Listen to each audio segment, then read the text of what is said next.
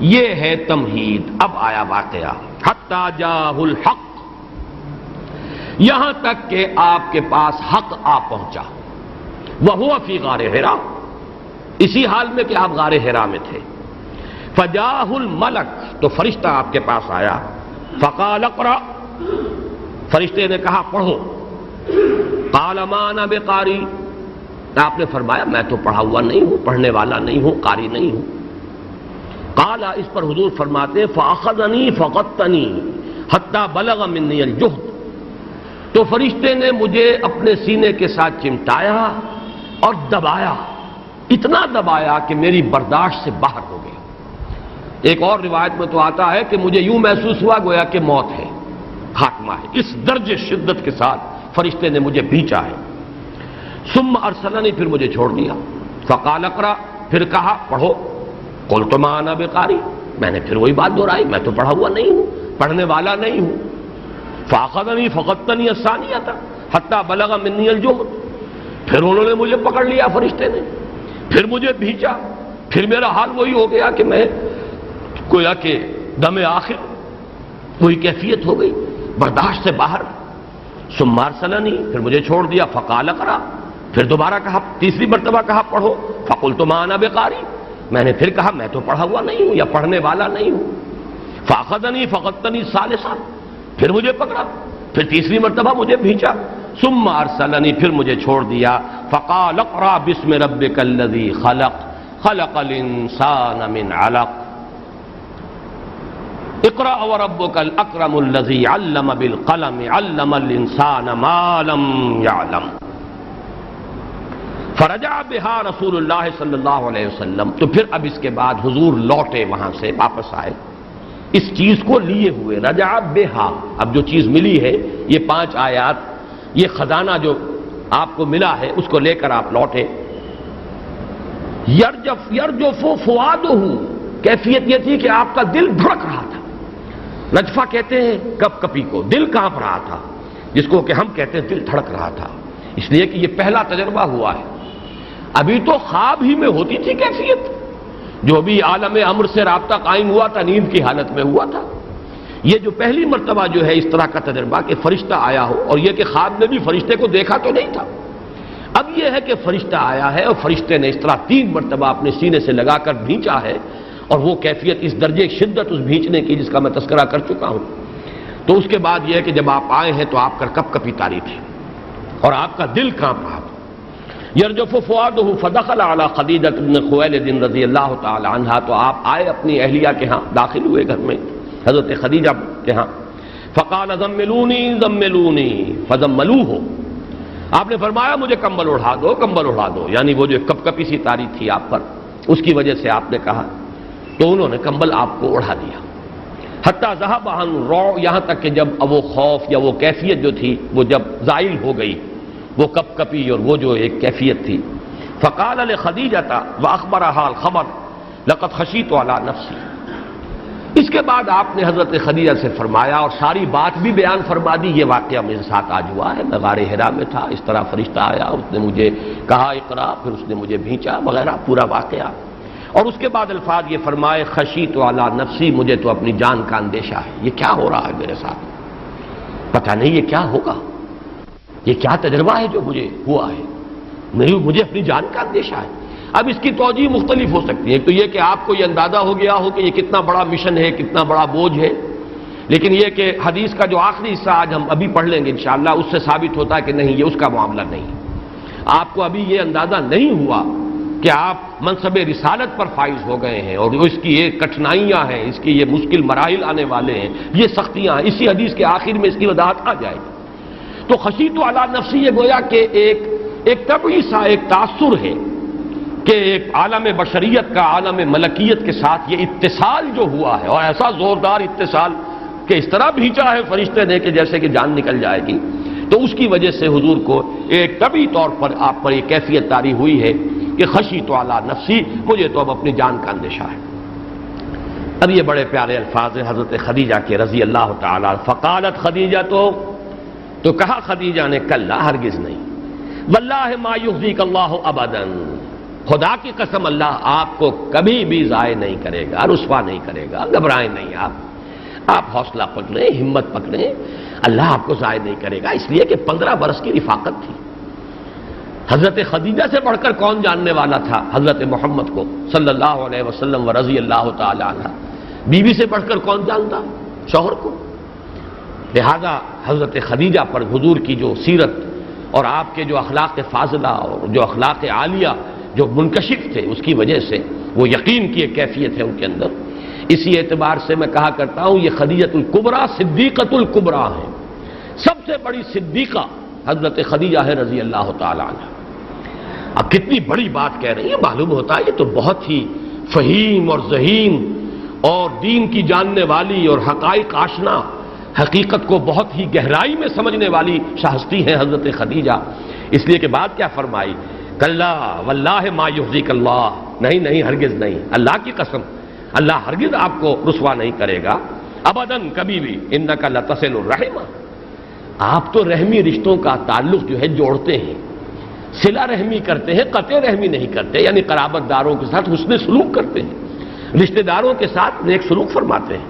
وتحمل الکلہ، اور جو عاجز ہوتے ہیں، لاچار بیچارے نادار، آپ ان کے بوجھ اٹھاتے ہیں، ان کی ذمہ داریاں اپنے سر لیتے ہیں، ان کی ذمہ داریوں کو خود برداشت کرتے ہیں۔ وتکسب المعدوم، اور جو بالکل لاچار ہوتے ہیں، بے دست و پا، جن کے پاس کچھ نہیں، بالکل فقیر اور محتاج، آپ مال دیتے ہیں، آپ کما کر ان کی مدد کرتے ہیں، کماتے خود ہیں اور ان کی مدد کرتے ہیں۔ وتقری الضیف، اور آپ مہمان نوازی کرتے ہیں، جو مہمان آئے اس کی مہمان نوازی، اسے کھانا کھلانا۔ وتعین علی نوائب الحق، اور جو اس کے 2 ترجمے کیے گئے ہیں، واقعی مصائب ہوں کسی کے، یا یہ کہ کوئی نیکی کے کاموں میں کسی کو مشقت پیش آ رہی ہو تو آپ مدد کرتے ہیں، ہر وقت آپ کمر باندھے تیار رہتے ہیں ہر شخص کی مدد کرنے کے لیے اگر وہ کسی واقعی مشکل کے اندر پڑ گیا ہے۔ ایک تو ہے کہ جو پروفیشنل بھکاری ہے اس کی بات اور ہے، حقیقتاً اگر کوئی شخص مشکل سے 2-4 ہو جائے تو آپ ہر وقت مدد کے لیے تیار، یا یہ کہ کسی خیر کے کام میں اگر کوئی آپ سے مدد طلب کرتا ہے تو آپ ہر وقت تیار رہتے ہیں۔ فانطلقت بہ خدیجہ حتی اتت بہ ورقۃ بن نوفل، پھر حضرت خدیجہ حضور کو لے کر گئیں ورقہ ابن نوفل کے پاس۔ ابن عم خدیجہ تھا، وہ حضرت خدیجہ کے چچا زاد بھائی تھے۔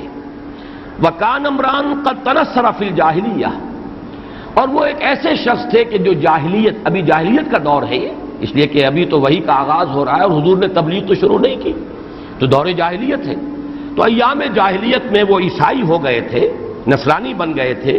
وکان یکتب الکتاب العبرانیہ، اور عبرانی کتاب لکھتے تھے، انجیل عبرانی میں تھی، تورات جو تھی عبرانی میں تھی۔ تو کتاب آپ نے نہ صرف یہ کہ عربی کا لکھنا پڑھنا حضرت ورقہ ابن نوفل نے سیکھا تھا، حالانکہ مکے والوں میں تو یہی گنتی کے لوگ تھے، انگلیوں پر گنے جانے والے لوگ جو لکھنا پڑھنا جانتے ہو۔ کجا یہ کہ عبرانی سیکھی، یہ شام گئے ہیں، بہت عرصے وہاں رہے ہیں، نصرانی جو علماء ہیں ان کی صحبت اٹھائی ہے، ان سے علم حاصل کیا، یہاں تک کہ عبرانی میں کتاب لکھتے تھے۔ وَيَكْتُبُ مِنَ الْإِنْجِيلِ بِالْعِبْرَانِيَّةِ مَا شَاءَ اللَّهُ يَكْتُبَ، تو انجیل لکھتے تھے، تورات لکھتے تھے عبرانی زبان میں، جتنا اللہ چاہتا تھا کہ وہ لکھیں۔ وَكَانَ شَيْخًا كَبِيرًا، اور وہ بہت بوڑھے ہو چکے تھے، قد عمي، اور ان کی بینائی بھی زائل ہو چکی تھی، نابینا ہو چکے تھے۔ فقالت له خدیجہ، تو ان سے کہا حضرت خدیجہ نے، یبن عم، اے میرے چچا زاد، اے میرے چچا کے بیٹے، اسمع من ابن ابی اخی کا، ذرا اپنے بھتیجے سے سنیے یہ بات کیا کہہ رہے ہیں، محمد صلی اللہ علیہ وسلم کا کیا ماجرا ہوا ہے۔ فقال له ورقۃ یبن اخی ماذا ترى، تو اب ورقہ ابن نوفل نے حضور سے پوچھا، اے بھتیجے کیا آپ دیکھتے ہیں، کیا مشاہدہ ہے، کیا آپ کا تجربہ ہوا، کیا ماجرا ہوا، کیا دیکھا آپ نے؟ فاخبرہ رسول اللہ صلی اللہ علیہ وسلم خبر ما رأى، تو پوری خبر جو ہے، جو بھی حضور نے دیکھا تھا، جو آپ کا مشاہدہ تھا، جو تجربہ تھا، پورا آپ نے ورقہ ابن نوفل کو بتا دیا۔ فقال له ورقۃ، اب کہا حضرت ورقہ نے، ھذا الناموس الذی نزل اللہ علی موسیٰ، یہ وہی ناموس ہے، یہ وہی فرشتہ ہے جس کو کہ نازل کیا تھا اللہ تعالیٰ نے موسیٰ پر علیہ الصلوۃ والسلام۔ یا لیتنی فیہا جدعا، کاش کہ میں اس وقت جوان ہوتا. یعنی یہ تو بوڑھے، انتہائی بوڑھے، اور بینائی بھی زائل ہو چکی. یقیناً انہیں جب وہ شام میں رہے ہیں اور نصرانی علماء کی صحبت اٹھائی ہے تو یقیناً انہیں معلوم تھا کہ آخری نبوت کا ظہور ہونے والا ہے. یہ انہیں پتہ نہیں ہوگا کہ یہ تو اپنے گھر ہی کے اندر یہ پھول کھلنے والا ہے. مکے ہی میں یہ جو ہے اللہ تعالیٰ کی طرف سے یہ تاریخ ساز جو واقعہ پیش آنے والا ہے، یہ محمد کو پیش آئے گا صلی اللہ علیہ وسلم، اور مکے میں پیش آئے گا. یہ کہاں حق کی تلاش میں شام تک گئے ہیں، اور وہ حق یہاں آنے والا ہے مکے کے اندر غار حرا میں، اور وہاں پر وہ نور جو ہے وہ اب طلوع ہونے والا ہے. فقال له ورقة هذا الناموس الذي نزل الله على موسى یا لیتنی فیہا جدعا، کاش کہ میں اس وقت جوان ہوتا. یا لیتنی اکون حیا اذ یخرجک قومک، کاش کہ میں اس وقت تک زندہ رہوں جبکہ اے محمد آپ کو آپ کی قوم نکال دے گی، مکے سے نکلنے پر مجبور کر دے گی، اس سرزمین کو آپ کو چھوڑ کر جانا ہوگا. فقال رسول اللہ صلی اللہ علیہ وسلم اوا مخرجیہم، اس پر حضور نے بڑے تعجب کے ساتھ فرمایا کیا وہ مجھے نکال دیں گے؟ اس سے میں کہہ رہا ہوں دلیل مل گئی کہ حضور کو ابھی اندازہ نہیں تھا کہ کیا کچھ پیش آنے والا ہے. ابھی تو یہ پہلا تجربہ تھا اور اس کا ایک بشری تاثر تھا.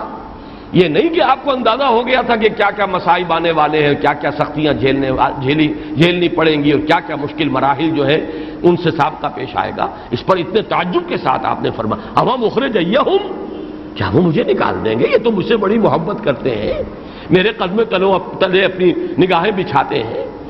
جہاں صدیق، جہاں صادق، جہاں امین، یہ آ گئے امین، یہ آ گئے صادق، تو کیا یہ مجھے نکال دیں گے؟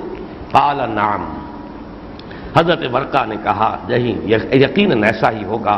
لم یات رجل قط بمثل ما جئت به الا عودیا، نہیں لایا کوئی بھی شخص تاریخ انسانی کے دوران وہ چیز جو آپ لے کر آئے ہیں، جو آپ کو دی گئی ہے، مگر یہ کہ ان کے ساتھ عداوت لامحالہ کی گئی. اللہ کے ہر رسول کو ایذائیں پہنچائی گئیں، اللہ کے ہر رسول کے ساتھ دشمنی کی گئی، اللہ کے ہر رسول کو جو ہے ان کے ساتھ عداوت کی گئی.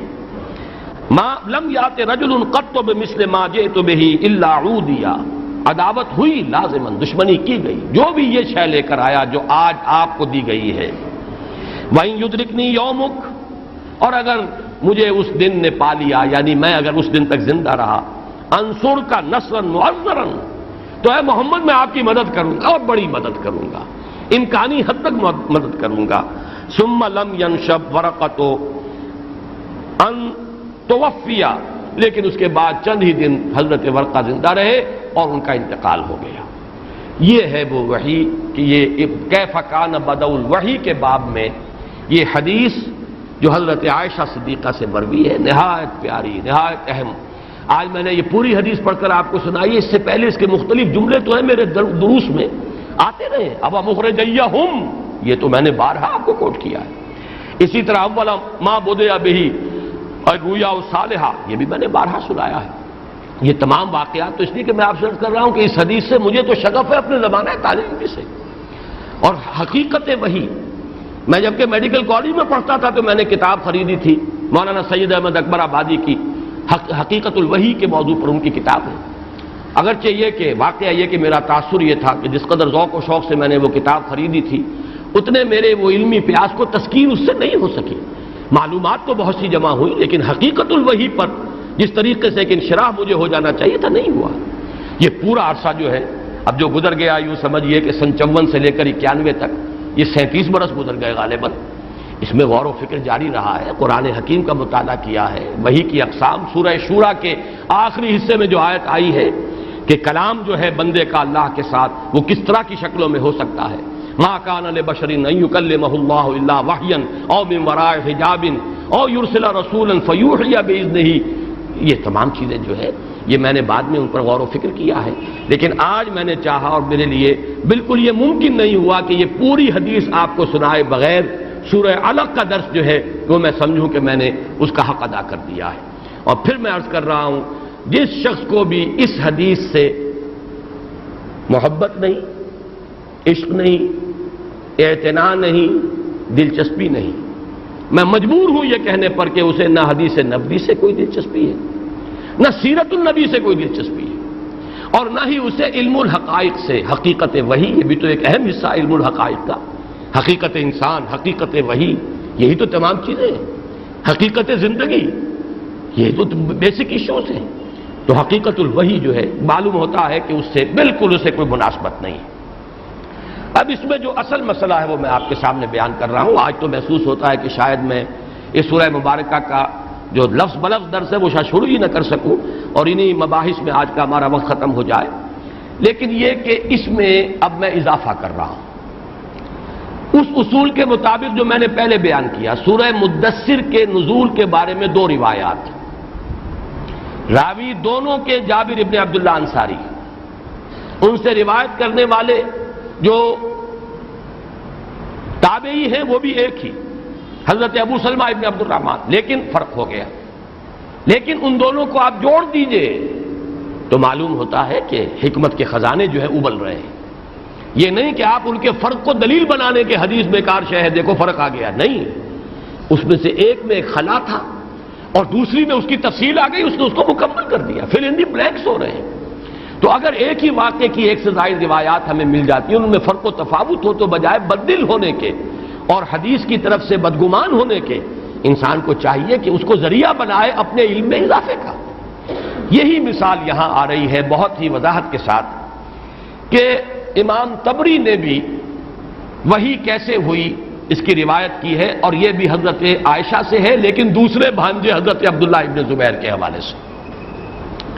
اسی طریقے سے ابن اسحاق جو بہت بڑے سیرت نگار ہیں نبی اکرم صلی اللہ علیہ وسلم کے، انہوں نے بھی یہ روایت نقل کی ہے، لیکن وہ عن وہب ابن کیسان عن عبید، ان کے راوی ذرا مختلف ہیں۔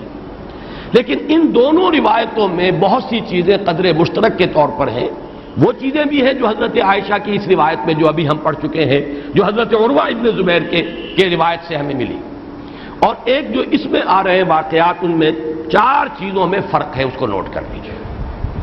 وہ ساری حدیثیں اب تفصیل سے میں نہیں سناؤں گا، اس لیے کہ وہ سند کے اعتبار سے اتنی اونچی نہیں ہے جتنی اونچی یہ حدیث ہے کہ جو متفق علیہ ہے، صحیح بخاری، صحیح مسلم، مسند احمد سب کے اندر موجود۔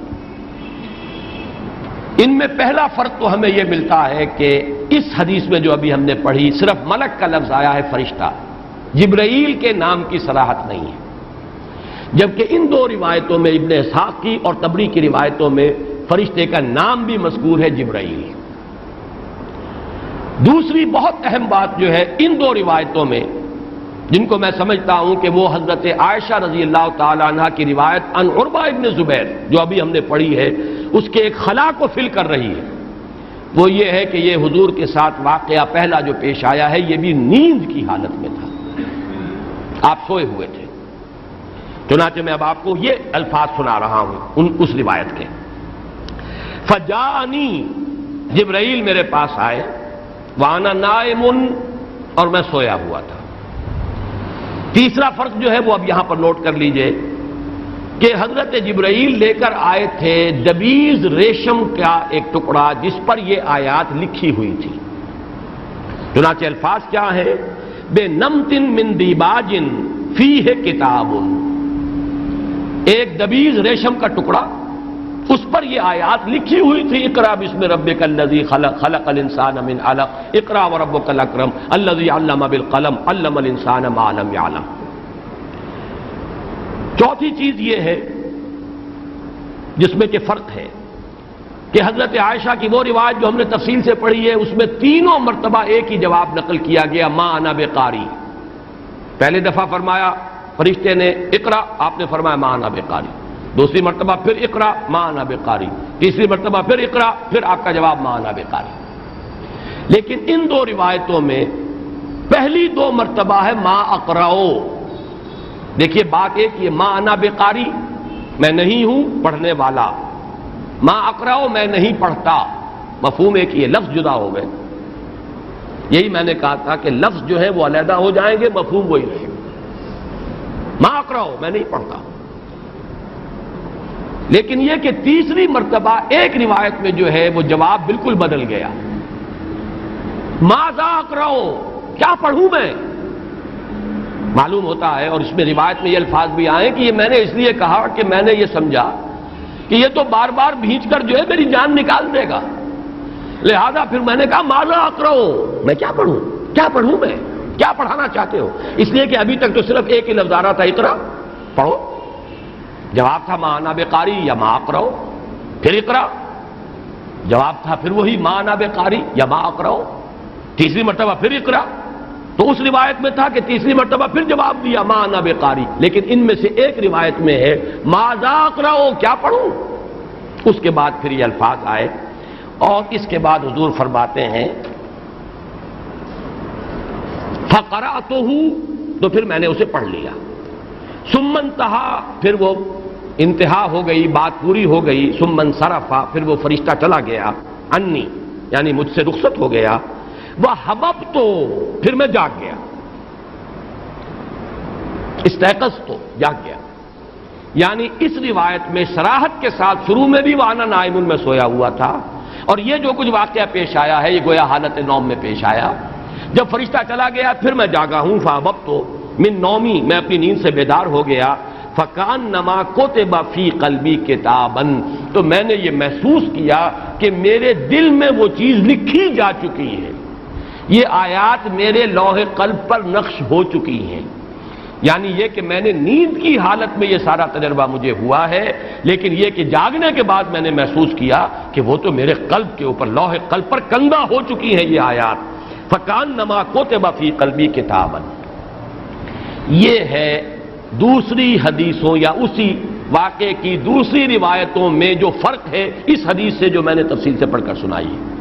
اب میں یہاں پر اگرچہ مختلف لوگوں کی اپنی اپنی آراء ہیں، لیکن جو میری رائے ہے، میں ظاہر بات ہے کہ جو بھی حاصل ہے غور و فکر کا ابھی تک کے مطالعے کا، اس سے جہاں میں پہنچا ہوں وہ میں اپنے ان دروس میں بغیر اس جھجک کے کہ کیا لوگ کہیں گے، مجھے اس کی کوئی پرواہ نہیں ہے، اور اس کو بھی مانتے ہوئے کہ اوپن ٹو کریکشن رہنا چاہیے انسان کو. ہو سکتا ہے کہ بعد میں مجھے اپنی کسی غلطی کا احساس ہو جائے، لیکن اس لمحے آج کی تاریخ میں جس نتیجے پر میں پہنچا ہوں وہ یہ ہے کہ حضرت عائشہ کی اس روایت میں یہ جو خلات ہے وہ ان روایتوں سے پورے ہوتے ہیں، اور واقعتاً یہ دوسرا مرحلہ ہے حضور پر وحی کے آغاز کا. پہلا مرحلہ جو حضرت عائشہ نے تفصیلاً بیان کیا، سچے خواب. ابھی کسی فرشتے کو دیکھا نہیں، کوئی لفظی جو ہے وہی نہیں ہوئی، خواب ہی میں ایک واقعہ دیکھا، لیکن یہ کہ پھر وہ واقعہ جوں کا توں ظہور پذیر ہو گیا. معلوم ہوا کہ کوئی روح محمدی کا ربط قائم ہو چکا ہے عالم ارواح سے، عالم امر سے، عالم ملکوت سے. اب اس سے پہلے کہ وہ جو صراحت کے ساتھ جاگتے ہوئے وحی کا سلسلہ شروع ہو، یہ دوسرا درجہ ہے. پہلا تجربہ نیند کی حالت میں لیکن فرشتے کو دیکھا ہے. اب فرشتہ آیا ہے، فرشتے نے بھیجا ہے. بلکہ جیسے میں آج عرض کر رہا تھا کہ میں نے کچھ چیزیں پہلے پڑھی ہیں، آج میں حوالہ تلاش نہیں کر سکا. اسی طرح مجھے یاد ہے کہ میں نے کسی تفسیر میں یہ الفاظ بھی پڑھے تھے کہ یہ وحی جو ہوئی ہے بین النوم والیقظہ، یہ نیند اور بیداری کے مابین کی ایک حالت تھی جس میں کہ یہ واقعہ پیش آیا. نہ اسے خالص نیند کہیں گے اور نہ اسے خالص بیداری کہیں گے، ایک بین بین کی شے ہے، بین النوم والیقظہ. پہلے جو کچھ ہوا خالص خواب میں ہوا، اور خواب میں، نیند میں آپ نے خواب دیکھے. دوسرا مرحلہ اب بین النوم والیقظہ، ایک واقعہ ہوا ہے، فرشتہ آیا ہے، فرشتے نے بھیجا ہے، اس کا احساس آپ کو ہوا ہے، اور گویا کہ وہ عالم ملکیت اور عالم بشریت کا اتصال نہایت شدید ہو گیا بڑی طاقت کے ساتھ، اس درجے میں کہ حضور محسوس کر رہے ہیں کہ میری جان نکل جائے گی. بلغنی منی الجہد، میری تحمل سے بڑھ کر بات ہو گئی تھی، اتنا بھیجا ہے. یہ عالم بشریت اور عالم ملکیت کا اتصال شدید ہے. اتصال بے تکیف بے قیاس، ہست رب الناس را بے باجال ناس. یہاں اتصال عالم بشریت اور عالم ملکیت کا ہو رہا ہے. لیکن یہ کہ یہ لفظاً وحی ہوئی، اور حضور جب جاگے ہیں تو آپ نے اپنے قلب پر ان الفاظ کو کندہ پایا. اچھا ظاہر بات ہے اگر یہ نیند میں نہ ہوتا تو وہ ٹکڑا ہونا چاہیے تھا آپ کے پاس. بعید تو وہ بھی نہیں. اگر حضرت موسیٰ علیہ السلام کو پتھر کی تختیوں پر لکھ کر وحی دی جا سکتی تھی تو محمد رسول اللہ صلی اللہ علیہ وسلم کو ریشم کے ٹکڑے کے اوپر لکھی ہوئی وحی کیوں نہیں بھیجی جا سکتی؟ تو کوئی بعیدت کے آس بات تو نہیں ہے. لیکن یہ عالم بیداری کا واقعہ ہوتا تو جیسے حضرت موسیٰ وہ تختیاں لے کر کوہ طور سے نیچے اترے تھے، اسی طرح حضرت محمد صلی اللہ علیہ وسلم بھی وہ لکھا ہوا دیباج کا جو ٹکڑا ہے جس کے اوپر یہ آیات جو ہے وہ مکتوب ہوتی وہ لے کر نازل ہوتے جبل نور سے، غار حرا سے. لیکن نہیں، یہ حالت نوم میں ہوا ہے، حالت نوم میں حضور کو دکھایا گیا. اسی سے میں دلیل لیتا ہوں، اگر صرف زبان سے یہ جو ہے یعنی لسان فرشتہ، لسان ملک، صرف زبان فرشتہ سے یہ بات ہو رہی ہوتی تو معنی بقاری کہنے کا کوئی تک ہی نہیں ہے. وہ تو کسی شخص نے نہ پڑھا ہو نہ لکھا ہو تو بہرحال وہ زبان سے زبان تک تلقی باللسان جو ہے وہ تو ہو سکتی ہے. پہلے ہی لمحے میں آپ کو کہنا چاہیے تھا ما اقرأ، اقرا ما اقرأ، کیا پڑھوں، کیا کہنا چاہتے ہیں ماذا اقرأ، پڑھائیے. آخر ہر شخص جو ہے، بچے کو بھی ہم پڑھاتے ہیں بسم اللہ الرحمن الرحیم اقرأ بسم ربک الذی خلق. یہ 4 سال 4 ماہ 4 دن ہمارے ہاں یہ رواج تھا، اب میں نے چھوڑ دیا ہے یہ رواج کیونکہ اس کے لیے کوئی سند مجھے نہیں ملی. لیکن بسم اللہ کی تقریب ہمارے ہاں ہوا کرتی تھی. بچہ یا بچی 4 سال 4 ماہ 4 دن کا ہو گیا یا ہو گئی تو اب تقریب بسم اللہ ہوتی تھی اور یہ ہم سنا پڑھاتے تھے بسم اللہ الرحمن الرحیم اقرأ بسم ربک الذی خلق. 4 سال کا بچہ بھی پڑھتا ہے. اس اعتبار سے ما انا بقاری یا ما اقرأ کہنے کا واقعہ یہ ہے کہ محل بنتا ہی اس صورت میں ہے جبکہ کوئی شے لکھی ہوئی آپ کے سامنے آئی ہو، اس پر آپ کہہ سکتے کہ ما انا بقاری، میں تو پڑھا ہوا نہیں ہوں، میں نے دنیاوی اعتبار سے پڑھنا لکھنا نہیں سیکھا ہے. ما اقرأ میں نہیں پڑھ سکتا اس لیے کہ میں نے یہ تعلیم حاصل نہیں کی ہے. تو اس سے میں سمجھتا ہوں کہ ان دونوں روایات میں جو یہ باتیں آئی ہیں یہ خلا کو پر کر رہی ہیں کہ جو حضرت عائشہ صدیقہ رضی اللہ تعالیٰ عنہ سے جو روایت حضرت عروہ ابن زبیر سے ہمیں ملی ہے مفصل، اس کے اندر کچھ خلا ہے، ان خلاؤں کو پر کر رہی ہے یہ روایت جو حضرت عائشہ ہی سے ان کے دوسرے بھانجے حضرت عبداللہ ابن زبیر یا یہ کہ حضرت وہب ابن کیسان حضرت عبید سے جو روایت کر رہے ہیں. تو معلوم یہ ہوا کہ یہ دونوں روایات جو ہے متصل ہیں، جڑ جاتی ہیں. یہ واقعہ بین النوم والیقظہ ہوا ہے. آپ ایک شے حضرت جبرائیل ایک لکھی ہوئی چیز لے کر آئے. ایک دلیل میں اور بیان کر دوں، حضور نے اپنے سر کی آنکھوں سے حضرت جبرائیل کو صرف 2 مرتبہ دیکھا ہے. یہ سورۃ النجم کے درس میں بھی وضاحت سے میں بیان کر چکا تھا، سورۃ التکویر میں بھی، اور قرآن میں ہے وَلَقَدْ رَآهُ بِالْأُفُقِ الْمُبِينِ، حضرت جبرائیل کو دیکھا افق مبین پر. یہ سورۃ التکویر میں ہے. سورۃ النجم میں وَلَقَدْ رَآهُ نَزْلَةً أُخْرَى عِنْدَ سِدْرَةِ الْمُنتَهَى، ایک مرتبہ اور دیکھا ہے محمد نے جبرائیل کو، اور وہ ہے سدرۃ المنتہا کے پاس صلی اللہ علیہ وسلم وعلیہ الصلوۃ والسلام. وہ ہے سدرۃ المنتہا، واقعہ معراج کے ضمن میں. تو اصل ملکی شکل میں حضرت جبرائیل اگر انسانی صورت میں آتے تھے جیسے کہ حدیث جبرائیل میں ہے، وہ معاملہ علیحدہ ہے. عام طور پر حضرت داہیہ کلبی کی شکل میں آتے تھے. نہایت خوب روح، نہایت خوبصورت حسین و جمیل صحابی تھے حضرت داہیہ، ان کی شکل میں عام طور پر حضرت جبرائیل آتے تھے، لیکن مختلف شکلوں میں بھی آتے تھے، لیکن انسانی صورت میں. اصل ملکی شکل جو ہے، فرشتہ جو اصل اپنے فرشتے کی شکل میں، وہ حضور نے بچشم سر صرف 2 دفعہ دیکھا. ایک وہ واقعہ ہے جو سورہ مدثر کے نزول کے پس منظر میں ہے. آپ غار حرا سے اتر رہے تھے، آواز آئی یا محمد، آپ نے دائیں بائیں دیکھا کوئی نظر نہیں آیا، خوف طاری ہوا، پھر آگے بڑھے، پھر آواز آئی یا محمد، پھر دیکھا دائیں بائیں آگے پیچھے کوئی نظر نہیں آیا، مزید خوف جو ہے بڑھ گیا. پھر آگے بڑھے، پھر تیسری مرتبہ اچانک نگاہ اوپر اٹھی تو آپ نے فرمایا فَإِذَا الْمَلَكُ الَّذِي جَاءَنِي بِحِرَا. معلوم ہوا کہ تیسری ملاقات یہ ہے، لیکن یہ ملاقات بچشم سر نہیں ہے، ورنہ 2 کی بجائے 3 ماننے پڑیں گے. دیکھا ہے اصل ملکی شکل میں، ورنہ پہچانتے کیسے کہ یہ وہی فرشتہ ہے جو میں نے غار حرا میں دیکھا ہے. لیکن غار حرا میں جو حضرت جبرائیل کو دیکھا ہے، رؤیت جو ہوئی حضرت جبرائیل کی، وہ ملکی شکل میں ہوئی لیکن حالت نوم میں ہوئی. ان آنکھوں سے نہیں دیکھا، قلب محمدی نے دیکھا ہے حضرت جبرائیل کو، روح محمدی نے مشاہدہ کیا ہے روح الامین کا ان کی اصل ملکی شکل میں. لیکن یہ آنکھ اس میں حائل نہیں تھی، آنکھ اس میں انوالو نہیں تھی. البتہ وہ جو 2 رؤیتیں ہیں، ایک حرا سے اترتے ہوئے اور ایک سدرۃ المنتہا شب معراج میں، یہ دونوں ہیں بچشم سر، اپنی آنکھوں سے، ان آنکھوں سے محمد رسول اللہ صلی اللہ علیہ وسلم نے حضرت جبرائیل کو دیکھا ہے.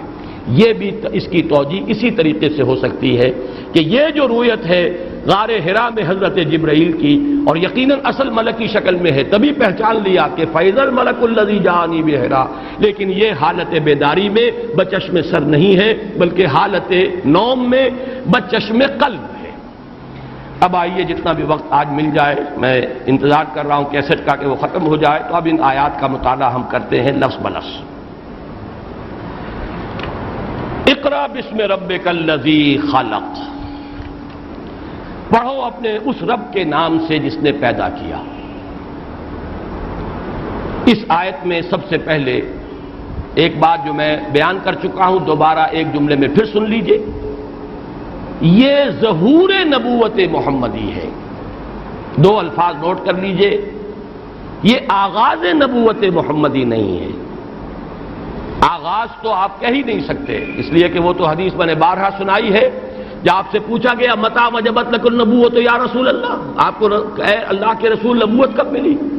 تو عالم ارواح میں بھی آپ نبی تھے، والآدم بین الماء والطین غالباً، جبکہ ابھی آدم کا حیولہ ہی تیار ہو رہا تھا، ابھی جسد انسانی کا جو ہے وجود پورا نہیں ہوا تھا، تب بھی میں نبی تھا۔ اس لیے نبوت کے ساتھ آغاز کا لفظ استعمال کبھی نہ کیجئے، ظہور نبوت ہے، نبوت ظاہر ہوئی ہے۔ نمبر دو، رسالت کا لفظ یہاں نہ لائیے، یہاں سے رسالت شروع نہیں ہو رہی، رسالت کا آغاز ہوگا جبکہ سورہ مدثر کی آیات نازل ہوں گی، یا ایھا المدثر قم فانذر وربک فکبر۔ لہذا یہ جملہ دوبارہ نوٹ کر لیں، ان آیات سے نبی اکرم صلی اللہ علیہ وسلم کی نبوت کا ظہور ہوا۔ اقرا، اقرا کے لفظی طور پر دو ترجمے ہو سکتے ہیں، پڑھو بھی اور پڑھ کر سناؤ بھی۔ مولانا اصلاحی صاحب نے دوسرا ترجمہ کیا ہے، لیکن یہ ہے کہ تقریباً اجماع ہے مفسرین کا کہ اس سے مراد دوسروں کو سنانا نہیں، اس لیے کہ ابھی رسالت کا آغاز ہی نہیں ہوا، تبلیغ کا حکم نہیں ہے۔ اقرا، پڑھو، یہ خود محمد الرسول اللہ کو حکم ہو رہا ہے پڑھنے کا۔ اور یہ پانچوں آیتیں بیان کر رہی ہیں کہ ان میں در حقیقت دل جوئی بھی ہے، حوصلہ افزائی بھی ہے، پڑھو، تمہارا رب بڑا اکرم ہے، بڑا فیاض ہے، بڑا کریم ہے، مشکل نہیں ہے، معاملے کو ثقیل نہ سمجھو، اللہ کی مدد شامل حال ہوگی، پڑھو۔ اقرأ وربک الاکرم الذی علم بالقلم علم الانسان ما لم یعلم۔ یہ آیات اس اعتبار سے بڑی ممتاز ہے، دو مرتبہ حکم اقرأ اور دو مرتبہ اللہ کی شان علم، الذی علم بالقلم علم الانسان ما لم یعلم۔ معلوم ہوا کہ یہاں سارا کا سارا معاملہ جو ہے تعلیم ہے، اور پڑھنا ہے محمد الرسول اللہ صلی اللہ علیہ وسلم کا۔ مزید ایک بات میں بعد میں عرض کروں گا۔ تیسری بحث اس میں یہ ہے کہ یہ بات جو ہے اقرا بسم ربک الذی خلق، یہ کیوں کہا گیا؟ ایک رائے یہ ہے کہ یہ بات زائدہ ہے، مراد ہے پڑھو اپنے رب کا نام، با یہاں پر معنی نہیں دے رہا، زائد ہے۔ جیسے ہم نے پڑھا سبح اسم ربک الاعلی، تسبیح کرو اپنے رب بلند و بالا رب کے نام کی تسبیح کرو۔ اسی طرح اقرأ اسم ربک الذی خلق، پڑھو اپنے رب کا نام جس نے کہ پیدا کیا، یعنی نام کی مالا جپو۔ یہ بھی ایک رائے ہے، لیکن یہ کہ میں بھی اس کو قبول نہیں کرتا، مجھے یہ بہت سے مفسرین کی طرح میری بھی رائے اس کے حق میں نہیں۔ تیسری رائے یہ ہے کہ اقرأ بسم ربک الذی خلق سے مراد ہے اپنے رب کے نام سے پڑھو، یعنی اس کی برکت، اس کی توفیق، اس کی تیسیر، اس کی امداد، اس کی نصرت پر بھروسہ کرتے ہوئے پڑھو۔ یہ ہے گویا کہ تبرک اللہ کے نام سے، برکت کا حصول، پڑھو اللہ کے نام سے۔ اور اسی سے گویا کہ ہمارے بہت سے فقہا نے یہ حکم نکالا ہے، استخراج کیا ہے اس حکم کا فقہی طور پر، کہ جیسے قرآن کو پڑھنے سے پہلے قرآن مجید کے ایک صریح حکم کے مطابق تعوذ ضروری ہے، فاستعذ باللہ، جب بھی قرآن پڑھنا ہو فاستعذ باللہ، تو اللہ کی پناہ میں آؤ، اللہ کی پناہ طلب کرو۔ تو تعوذ جو ہے قرآن مجید جب بھی پڑھا جائے اعوذ باللہ من الشیطان الرجیم، یہ پڑھنا لازم ہے، یہ قرآن مجید کی نص ہے۔ اسی طرح اس آیت سے بعض حضرات یہ استنباط کرتے ہیں کہ بسم اللہ پڑھنا بھی ضروری ہے، اس لیے کہ اقرأ بسم ربک الذی خلق، یہاں پہ بسم رب جو ہے وہ بھی ضروری ہے کہ جب بھی قرآن کو پڑھو تو اس قرآن کو اللہ کے نام کے ساتھ پڑھو. تو گویا کہ دونوں چیزیں لازم ہو گئیں. میں نے عام طور پر دیکھا ہے، خاص طور پر عالم عرب میں وہ بڑی احتیاط کرتے ہیں. عام آدمی اپنی تقریر کے دوران بھی اگر قرآن مجید کی کوئی آیت کوٹ کرے، ہم عام طور پر اہتمام نہیں کرتے، لیکن عرب علماء کو میں نے دیکھا ہے کہ وہ درمیان میں کوئی آیت کوٹ کر رہے ہیں تب بھی اعوذ باللہ من الشیطان الرجیم ضرور کہیں گے، پھر کوئی آیت پڑھیں گے اپنی تقریر کے دوران، لیکن بسم اللہ نہیں پڑھتے وہ. گویا کہ ان کے نزدیک پہلا حکم تو لازم ہے کہ تعوذ کرو قرآن مجید کی قرأت و تلاوت سے قبل، لیکن یہ کہ بسم اللہ کے پڑھنے کے وہ لازمی نہیں سمجھتے. لیکن بعض فقہا نے اس آیت سے یہ حکم نکالا ہے کہ تعوذ بھی ضروری ہے، وہ تو اس سے ہے فاستعذ باللہ. اور یہ کہ اقرا بسم ربک الذی خلق سے یہ لازم آتا ہے کہ صرف اعوذ باللہ من الشیطان الرجیم جو ہے نہ پڑھا جائے، بلکہ یہ کہ ساتھ ہی بسم اللہ الرحمن الرحیم بھی پڑھا جائے. اب سوال پیدا ہوتا ہے کہ اقرا کا کیا مراد ہے، کیا پڑھو؟ ابن اسحاق اور طبری کی روایت سے میں بیان کر چکا ہوں کہ ان کی روایت کا حاصل یہ ہے کہ جو وہ دیباج کا جو ٹکڑا تھا، دبیز ریشم کا ایک ٹکڑا، بے نمت من الدیباج، اس پر لکھی ہوئی آیات تھی، اس کو پڑھنا مراد تھا. لیکن جو لوگ اس کو نہیں مانتے، چونکہ وہ احادیث یہ میں عرض کر چکا ہوں کہ وہ سند کے اعتبار سے اتنی قوی نہیں ہے، روایتیں طبری کی ہوں یا ابن اسحاق کی ہوں. جتنی قوی روایت جو مسلم اور بخاری کی ہے، بہت سے حضرات اسے تسلیم نہیں کرتے. بہت سے لوگ نہیں مانتے کہ یہ حالت نیند میں ہوا ہے، حالت نوم میں ہوا یا کوئی لکھی ہوئی چیز آئی تھی. میں اپنی رائے عرض کر چکا ہوں، میں تسلیم کرتا ہوں. اور میرے نزدیک ان دونوں روایات نے اس پہلی روایت میں جو خلا تھے ان کو پر کر دیا ہے. وہ ایک دوسرے میں فٹ ہو جاتی ہے پورے طور پر اور بات مکمل ہو جاتی ہے. لیکن یہ ہے کہ جن لوگوں کو وہ چیزیں تسلیم نہیں ہیں کہ کوئی لکھی ہوئی شے تھی، ان کی رائے یہ ہے کہ اس سے مراد ہے کہ پڑھو مطلقاً قرآن. گویا کہ اس میں یہ چیز امپلائڈ تھی کہ اے محمد اب قرآن کا نزول پے بپے ہوگا، تو آپ جب بھی قرآن نازل ہو اللہ کا نام لے کر اس کی تلاوت کیجیے گا. اقرا بسم ربک الذی خلق، یعنی اقرا القرآن بسم ربک الذی خلق. اے نبی پڑھیے گا قرآن کو اپنے اس رب کے نام سے کہ جس نے پیدا فرمایا. ایک تیسری رائے اور ہے، میرا اپنا ذاتی رجحان اس کی طرف ہے. اس کے لیے بھی بعض روایات ہیں لیکن وہ بہت ثقہ نہیں ہے، بہت قابل اعتماد نہیں ہے. اس کے ضمن میں مولانا مودودی کی ایک جو عبارت ہے وہ بھی پڑھ کر سناؤں گا. ایک روایت ہمیں یہ ملتی ہے کہ اس وحی کے بعد 2.5 یا 3 برس تک، بلکہ 3 برس تک حضرت اسرافیل حضور کے ساتھ رہے ہر دم ہر وقت، اور کوئی تعلیم ہے جو ہوتی رہی حضور کی جو ہم نہیں جانتے. یہ روایت موجود ہے. قرآن کی وحی لانے والے تو حضرت جبرائیل ہیں، اور اس میں تو وقفے بھی آئے ہیں، فترۃ الوحی رہی ہے. وحی کا سلسلہ جو ہے درمیان میں ٹوٹتا رہا ہے، وقفے آتے رہے. لیکن مسلسل اس کے بعد حضرت اسرافیل علیہ السلام حضور کے ساتھ رہے اور آپ کی ایک تعلیم ہوئی ہے جو ہم نہیں جانتے. اب یہ وہی انداز ہے، اذ یغشی السدرۃ ما یغشی، جبکہ ڈھانپے ہوا تھا اس بیری کے درخت کو جو چیز ڈھانپے ہوئے تھی. اب تم کیا سمجھو گے کہ کیا ڈھانپے ہوئے تھی، لہذا تم اجمال ہی پر اکتفا کرو. یا یہ وہی بات ہے جو حضور فرماتے ہیں کہ ابھی تو عند ربی یطعمنی ویسقینی، میں تو اپنے رب کے پاس رات گزارتا ہوں، وہ مجھے کھلاتا بھی ہے پلاتا بھی. اب ہم کیا سمجھیں کہ کیا کھلاتا ہے اور کیا پلاتا ہے، کیا اطعام ہے اور کیا حضور کو کیا چیز پلاتے ہیں اللہ تعالیٰ رات کے ان گھڑیوں میں. لی مع اللہ وقت، میرا اللہ کے ساتھ ایک خاص وقت بھی ہوتا ہے. اب ہم کیا سمجھیں گے وہ خاص وقت اور اس کی کیفیت کیا ہے. اسی طرح کیا تعلیم ہوئی، کیسے تعلیم ہوئی، یہ ہماری سمجھ سے ماورا. لیکن یہ کہ یہ میں اب آپ کو سنا رہا ہوں تفہیم القرآن کے حوالے سے، لیکن یہ کہ یہاں حوالہ جو ہے وہ میں دے رہا ہوں کہ وہ جو سیرت سرور دو عالم صلی اللہ علیہ وسلم جو نعیم صدیقی صاحب نے مرتب کی ہے کتاب، اور وہ اصل میں تفہیم القرآن ہی میں مختلف جگہوں پر جو مباحث آئے ہیں انہی کو جمع کیا گیا ہے.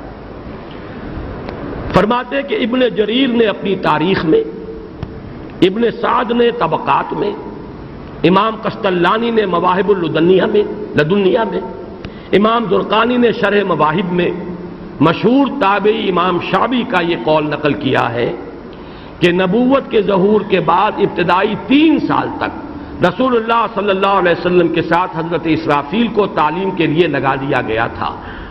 وہ وحی نہیں لاتے تھے کیونکہ وحی لانا صرف حضرت جبرائیل کا کام تھا، البتہ وہ وحی کے سوا کسی اور طریقے سے حضور کو علوم کی تعلیم دیتے تھے. مزید برآں امام احمد ابن حنبل اور یعقوب ابن سفیان الحافظ اور امام بیہقی نے بھی امام شعبی سے اس روایت کو نقل کیا ہے. گویا کہ 6 بڑے بڑے محدثین، بڑے بڑے محققین امام شعبی کے اس قول کو تسلیم کر رہے ہیں. اگرچہ یہ کہ روایت کا سلسلہ آگے یہ جو تابعی سے یہ مرسل روایت ہے، کسی صحابی کا تذکرہ نہیں ہے کہ انہوں نے کس صحابی سے سنا، مرسل روایت ہے. تو ظاہر بات ہے کہ وہ اس درجے مستند تو نہیں ہوگی کہ اس کو تسلیم کر لیا جائے. لیکن یہ کہ اتنے لوگ جمع ہو رہے ہیں تو مولانا مودودی نے بڑی صحیح بات کہی ہے جو اس بحث کو کنکلوڈ کیا ہے کہ یہ ایک ایسا معاملہ ہے جس کا نہ قطعی انکار کیا جا سکتا ہے اور نہ قطعی اقرار، نہ یقین کے ساتھ کہہ سکتے ہیں کہ ایسا ہوا اور لیکن اسی طرح یقین کے ساتھ انکار بھی نہیں کر سکتے. امام شعبی ایک بہت بڑے تابعی ہیں، فقہ راوی ہیں، اور ان سے اتنے بڑے بڑے ائمہ دین اور محققین جو ہے اور محدثین وہ اس کو نقل کر رہے ہیں تو بالکل بے بنیاد تو نہیں ہو سکتی.